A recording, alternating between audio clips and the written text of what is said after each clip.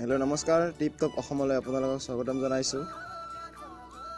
হয়তো আপোনালোকে মেট্ৰিক পৰীক্ষা পাছ কৰিল আৰু আজি ৰিজাল্ট দিলে 31 তাৰিখ এইচএছৰ হাই ছেকেণ্ডেৰী। তো আজিও পাছ কৰিল আপোনালোকে।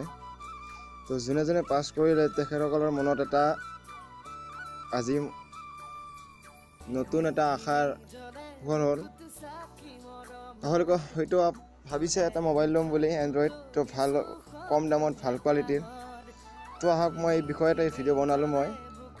এই ভিডিঅ'টো হ'ল Xiaomi Redmi Y2ৰ ওপৰত, যিটো আপডেট কৰিছিল 30 মে'ত, মানে কি যোৱাকালি আপডেট কৰিছিল এইটো, আৰু 7 জুনত লঞ্চ হ'ব এইটো ইণ্ডিয়াত, আৰু অনলাইন যোগে পাব আপোনালোকে ফ্লিপকাৰ্ট এমাজনত ইত্যাদিত পাব। তো ইয়াত মই স্পেচিফিকেশ্যন মই কৈ আছোঁ আপোনালোকৰ ওচৰত। আপোনালোকে ইয়াতে পাব 6 ইঞ্চি ডিছপ্লে, য'ত আপুনি যদি মেগাপিক্সেলত ধৰিব লগা মেগাপিক্সেলত তেতিয়াহ'লে 1440 ইনটু 720,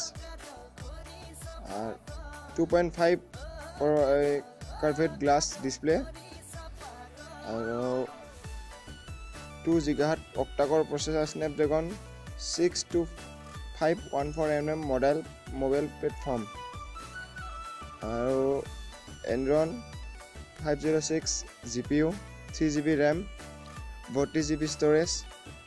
তাৰ দুটা মোবাইল ওলাব, এটা 4GB RAM থাকিব, 64GB ষ্ট'ৰেজ থাকিব, এক্সপেণ্ডেবল মেমৰি থাকিব 256GB লৈকে, আৰু এণ্ড্ৰইড আপডেট থাকিব 8.1 Oreo' with MIUI 9, dual SIM থাকিব, নেনো দুখন থাকিব, আৰু মাইক্ৰ' SD কাৰণে এটা বেলেগ থাকিব, একেলগে স্লট থাকিব, আৰু ৰিয়েৰ কেমেৰা 12 মেগাপিক্সেল, পিছৰটো LED ফ্লাছ আছে পাছফালে, 1.25 পিক্সেল চাইজ, আৰু ফ্ৰণ্ট কেমেৰা আছে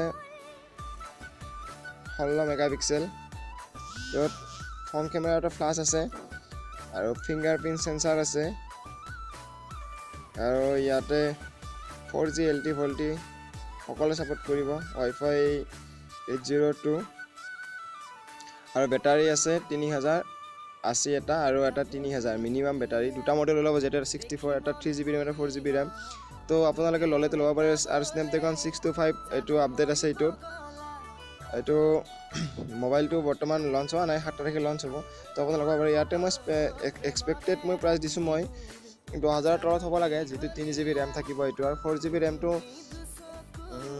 10,000ৰ ওপৰত হ'লে 12 বা 13 ভিতৰত আহি যাব লাগে এইটো। তো মোৰ হিচাপত এইটো খুব ভাল ফোন হ'ব। Xiaomi Redmi Y2 7 তাৰিখে আহিব ফ্লিপকাৰ্ট এমাজনত, এইবিলাকৰ আপোনালোক উপলব্ধ হ'ব।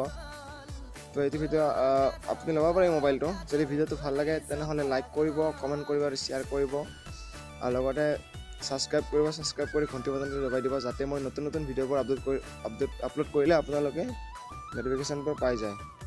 ধন্যবাদ। জয় অসম, বন্দে মাতৰম।